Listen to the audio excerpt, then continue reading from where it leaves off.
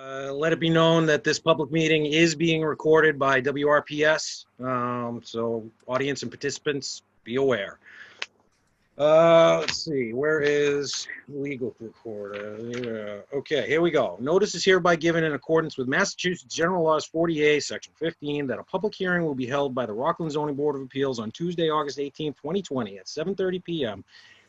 at the Rockland Town Hall. Well, no, it's not going to be at the Rockland Town Hall. It's on Zoom. Stanley occupancy, superseding, Rockland. The applicant is, here we go. The applicant is seeking a dimensional variance pursuant to section 415-22 minimum yard dimensions, section 415-34 side yard requirements for pre-existing lots, and 415-58 general provisions to the construction of a 24.3 by 25 foot addition. The site is located at 223 Central Street and is in an R2 zone and is further identified as lot 86 on the Rockland Assessors Map number 55. The Zoning Board of Appeals also informs the public that there will be limited opportunity to be present at the hearing meeting room for those persons interested in these hearings. However, occupancy certain standards, including without limitation use of face coverings and so. The applicant and all interested parties are advised to check the town website and the zoning board's webpage for additional information and details. A copy of the town of Rockland's COVID plan. Here we go. Further details and plans for this project are on file in the town clerk and zoning board's office and may be viewed by requesting an electronic file by contacting the town clerk 781-871-1874 extension 1, or you can email the zoning board at zoning@rockland-mass.gov or call 781-871-1874 extension 1195. Legal notices are also available at Robert C. Rosa III, Chairman. That's me. All right, I condensed it. Sorry, guys. All right, who's here? McCallum's? Here. Yep, here. How you doing? Good. How are you? Not too bad. Right now I need a roll call to open up the public meeting. So here we go. Mr. Tansey? Yes. Me, I'm a yes. Mr. Baker? Yes. Chuck? Yes. And Tim? Yes. All right. Meeting's open. McCallum's, who wants to talk? Me. You want to talk? All right. Sure. Talk to the board about what you want to do and give us basically a synopsis of how the lot shape, topography, or soils allows you to go for a variance at this point. So we are just looking to add a family room, like a great room, toward the back of our house. Okay. As it said in our application, our house was built pre-zoning, pre-lot size requirements, all that. So currently our house already sort of encroaches on the property line. On the zoning setback. Right, for the zoning setback on the easternmost property line. But we just want to continue with the actual sight line of the edge of the house, down and back. So just kind of continue with what's already built there. And our house is it's an antique cape, so it's just a rectangle.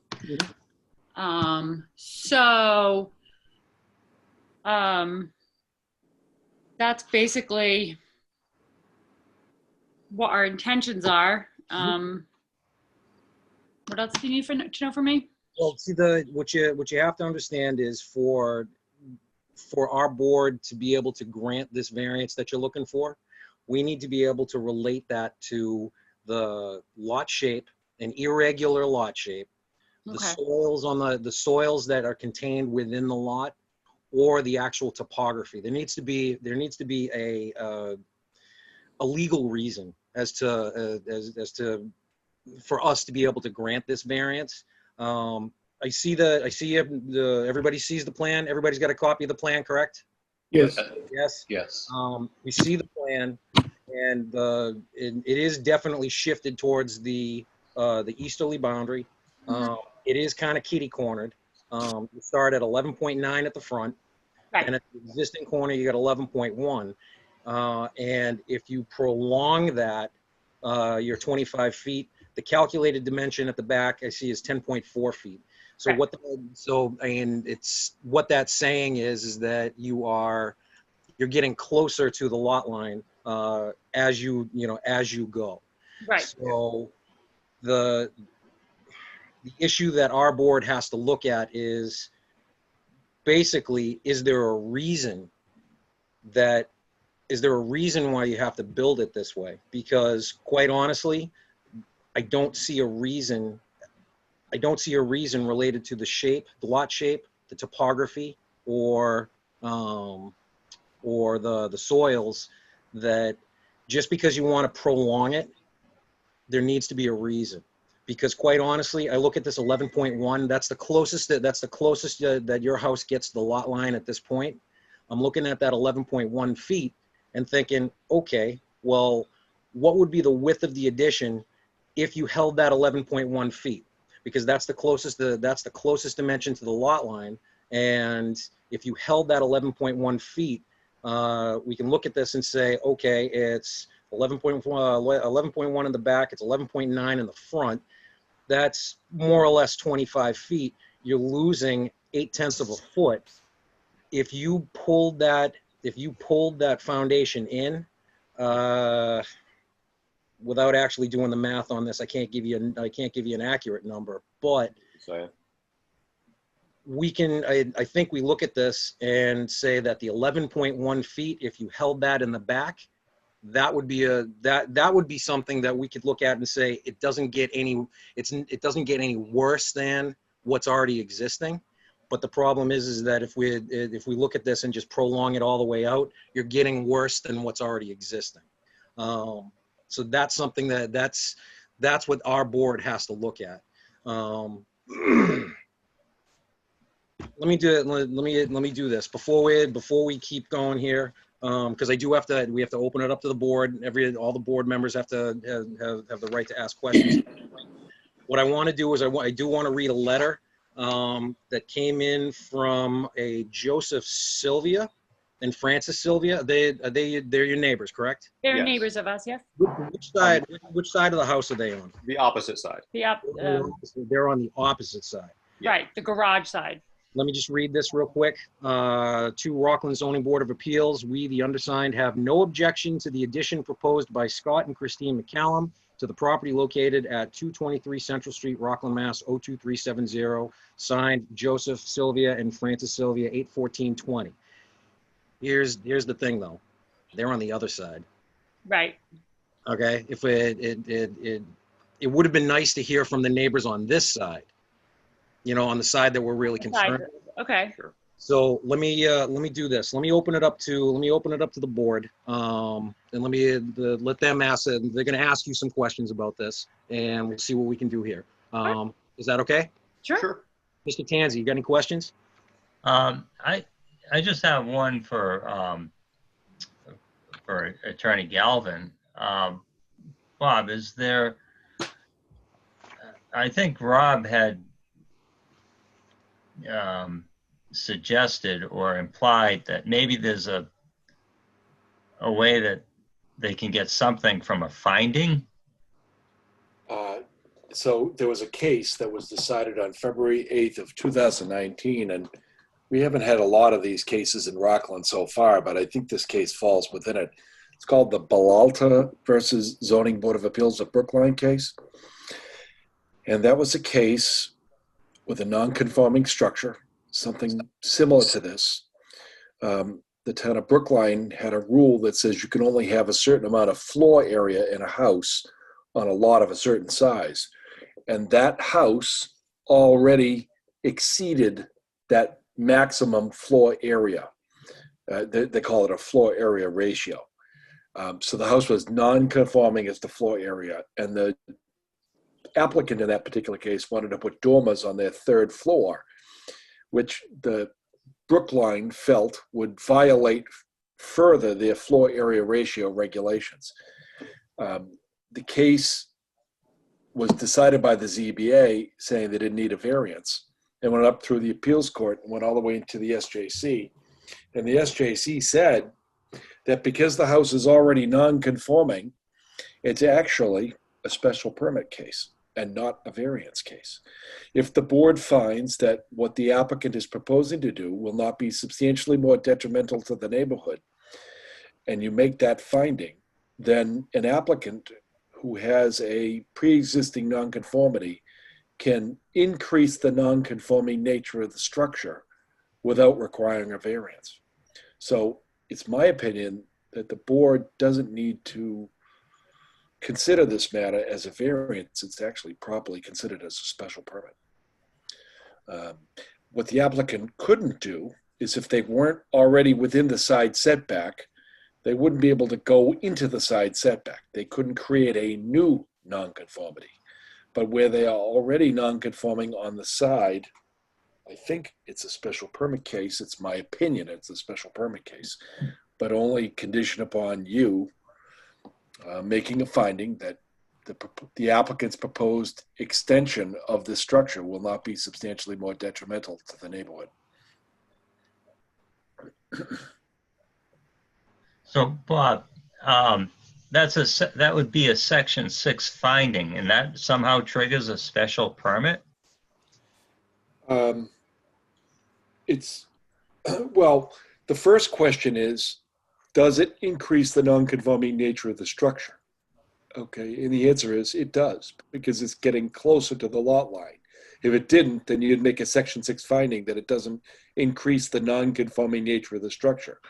But because this does, because it gets closer to the lot line, as Mr. Rosa was pointing out, you need the additional special permit language that says that it's not substantially more detrimental to the neighborhood than the pre-existing non-conforming structure. So remember, a Section 6 finding is your board's determination that you have a non-conforming house that's not becoming more non-conforming by what's being proposed. So an example of that would be if the applicant violated the side setback on the same side that this addition is, and they want to put an addition on the other side of the house that complies in every respect with zoning, they could get a Section 6 finding from you that they're not increasing the non-conforming nature of the structure and be all done. And then that would be the end of the inquiry. But in this particular case, what they're doing is they are increasing the non-conforming nature of the structure because they're getting closer to that side lot line. But because they're already inside that side setback, it's a special permit and not a variance. So it's actually not a Section 6 finding, it's actually a special permit. I want to make sure everybody understands the distinction. Mm-hmm. A Section 6 finding is only required where you have a non-conforming structure and they're looking to do something that's not going to increase the non-conforming nature of the structure. Then you make the finding that what the applicant is proposing will not increase the non-conforming nature of the structure, and you give it an approval. Sometimes people call that a special permit, but it's technically what Greg said. It's a Section 6 finding. This is distinguishable from that because it is increasing the non-conforming nature of the structure, but it's doing so in a way that the SJC has said only requires a special permit because it's inside that existing side setback.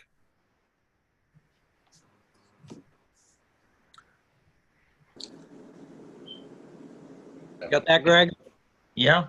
Yep, got it too. Okay. And as I understand, it's 9 inches, thereabouts. So 9 inches closer. And could I ask, it's just one story, right? Correct. It's a cape. It is just going to be one floor. Yes. One floor, just right off the back, one room. Right. I'm satisfied. And we got 2 others up here. Mr. Baker? No, I understand what Attorney Galvin was saying. Any questions for the applicant? No. Mr. Hessian? No, I have no questions. I like Bob's answer. Mr. Rubel?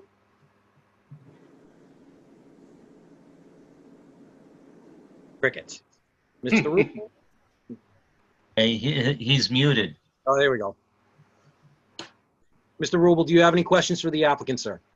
No, I was just wondering what you had said earlier about bringing that in so that they can still hold that 11-1, and make the, instead of 24-3, make it 23-3. Yeah, but you can call it 23-3 if you want to make it again, because they're going from inside to outside on the corner boards, not necessarily the foundation. So it's, if you subtract the 11, if you subtract the 10-4 from the 11-1, you get 7/10, which Tim said was like 9 inches, a little under 9 inches. If you shrunk up the width of the foundation by 9 inches, you wouldn't get, it wouldn't be any more non-conforming than it already is. That's right. So there would be, I believe that would end up being a Section 6 finding. Right. If we looked at it like that. That was the only question I had. Okay. And is that easier? Say again. I'm sorry, Mr. McCallum. I apologize. Is that easier? If right now we were just like, yeah, okay, that's fine. We'll just slide that back corner in by whatever, however, 7-9 inches. There's two ways to look at it. Sir, not that it has anything to do with this. Are you a builder? No. No, okay. Because there are several different ways that you could accomplish this. You could knock off 7 inches in width, all right, of the whole thing, and it looks like it'll make the 11.1. You could chamfer the corner, like a 45 or something like that, because and again, you'd have to chamfer it a decent amount. I'd have to do calculations to figure it out, but the easiest thing would be knock off basically 9 inches in width, and it turns it into a Section 6 finding that we can look at. That I'm not going to say that the board can easily look at and say that it is just a Section 6 finding and is no more non-conforming than it already is. But Can I ask a question, Mr. Rosa? please, Mr. Galvin. If the 7 inches were taken off the side, would the wall not be square anymore? No. I'm talking make it, continue to make it square. Saying the overall, the length would still be 25, but the width would be 24, 24. But the wall wouldn't be parallel or Continue. It wouldn't continue. Yes, right. It wouldn't be on the same plane. It would be off a little bit, I guess. No, right? no. I'm still talking rectangular. It would still be everything would still be rectangular. You're not creating a trapezoid. It would still be in the 25 by the 20. Again, I can do the math again. About 22 too. 22.5. But you wouldn't be, and we'll come up with a number. But you wouldn't be in line with that with the easterly side of the house, the right side as you're looking at it from the street. It would be stepped in that 9 inches, as opposed. The only reason I bring it up is, I mean, look, I'm not the builder. Tom would be much more. And when a lawyer starts talking about dimensions, you got to start worrying. But you wouldn't want it not to be square over 7 inches. No. I understand what you're talking about. The foundation at the right rear corner would step in that 7 inches and carry parallel and perpendicular to the rest of the house to the tune of 25 feet out, and you would end up getting somewhere in the neighborhood of the 11.1. It wouldn't be any greater than that. Rob, could I interrupt just for a second? As I understand what we were talking about is either way, we need to make a finding. And if we were to find that the 9 inches is not substantially more detrimental, then they can just build it as submitted. That's why we're here talking about it, saying it's. So we don't really have to propose anything different. We simply can respond to the application before us and discuss whether or not we find it substantially more detrimental. And if the opinion of the board is that it is substantially more detrimental, then they could step it back. Right. So why don't we discuss whether or take a vote on whether we find it not the 9 inches substantially more detrimental? No, I agree. I absolutely agree with you. So could we make a motion, or do we need to have or more of a? We would need to do that. We would need to do that in deliberation at this point. What I want to do is I want to just open it up to, I don't see anybody else that wants to speak in favor or speak in denial, but I do need to open it up. If there's anybody that wants to speak in favor, I see nobody attending. If there's nobody that wants to speak. Rob, just one point. What the board has to assume is that because this house is on this lot, the way it is, and obviously it's been there for an awfully long time, it wasn't put on the lot perpendicularly, to the lot lines, and the lot lines are, not an exact square. So someone just roughed it whenever they put this house in. You have to assume that it's probably detrimental to the neighborhood if it doesn't if it's not meeting the requirements of the district. The question is, assuming that it's detrimental, is it substantially more detrimental to the neighborhood than what you have there right now? And that's the point you have to think about it. Oh, absolutely. No, I agree. So I don't see anybody that wants to speak in favor or opposed. I'm going to throw it back to the board. Does anybody else have any other questions? No. Nope. Everybody good? Mr. Rubel, anything else? No, that's it. Mr. Galvin, do you want to add anything else? No, I just think if the board is inclined to approve this, you should deny the variance as moot and grant a special permit. And I would probably request that before the applicant gets an occupancy certificate, that they provide an as-built plan to Mr. Rubel certifying that they're not closer than the proposed, was it 10.4? I think then there'll be a permanent record of where that closest point is. So that would be the only advice I would offer. Well taken. I appreciate that. All right. So what I'm going to do is I would entertain a motion to close the public portion of the meeting. Motion to close the public portion of the hearing. I'll second that. I got a second. I need a roll call. Mr. Tansey? Yes. Myself is yes. Mr. Baker? Yes. Chuck?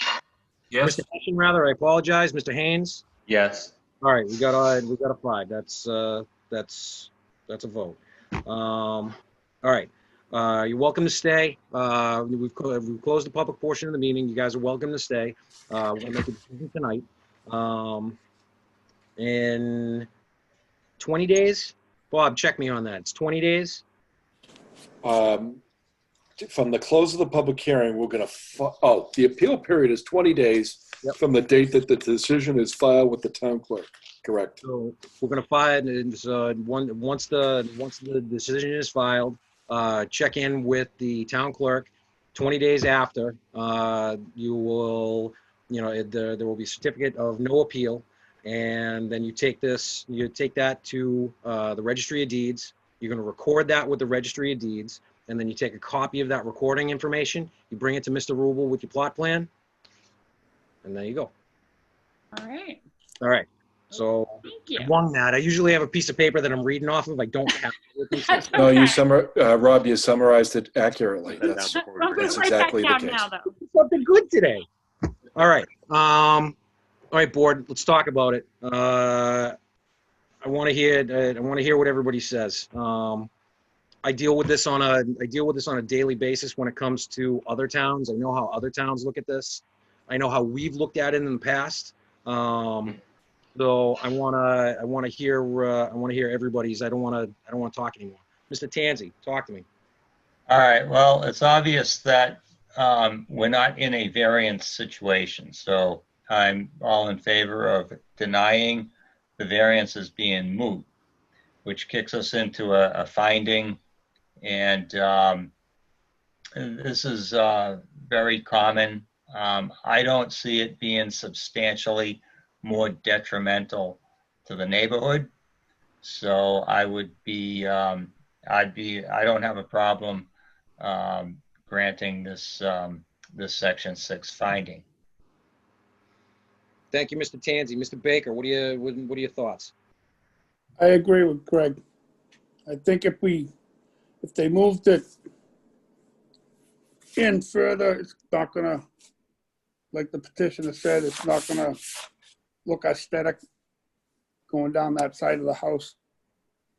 I think they should leave it the way it was proposed and go with the other, not the variance, but the Special permit. special permit. Yes. Thank you, Mr. Baker. Appreciate it. Mr. Hessian, what do you have to say? I'm on the same mindset. I mean, I looked at the property. I do not see it as a detriment at all.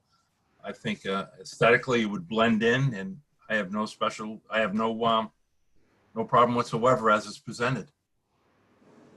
Thank you, Mr. Hessian. Mr. Haynes, what do you have to say? I'm all for it. Nice and nice, short and sweet. I appreciate it, sir. I look at this slightly different. I look at it as they're already 11, only 11.1 feet to the property line. I've seen this in many situations that if you held the 11.1 at the back, you would be no more non-conforming than what you already are.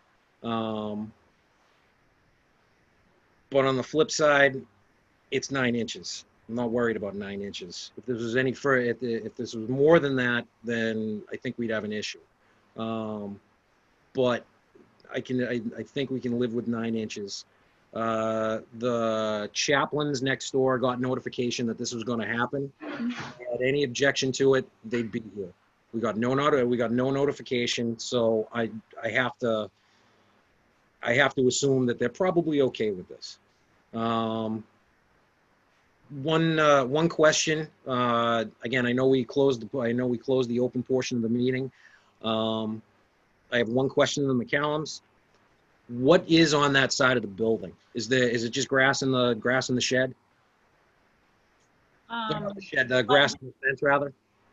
Just against the Yeah, where there's the doghouse. there's a doghouse right now. Okay, so there's really nothing going on there. You're not crowding that lot line with stuff at this No. point. Rob, it looks like on the Google Earth they have a stockade fence between their property Yeah, and the the next property door. is fully the back is fully fenced because of the pool.